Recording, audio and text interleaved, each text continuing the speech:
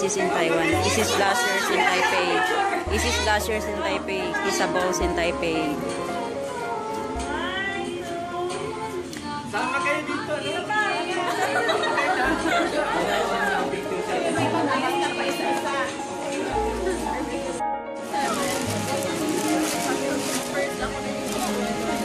Siguro mga 50 times na siya nahulog. Kasi ngayon wala talaga na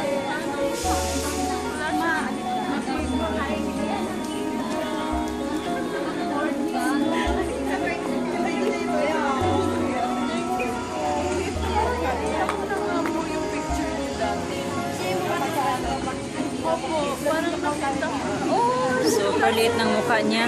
As in, iba yung mukha talaga niya sa ano, TV.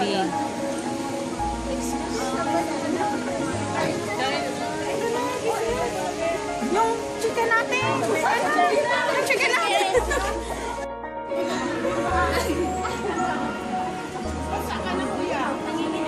Saan?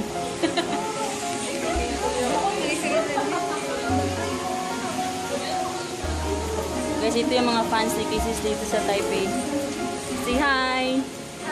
Si Aikis, na-meet ko siya sa church. Ang ganda nila eh. Excited. They're very excited.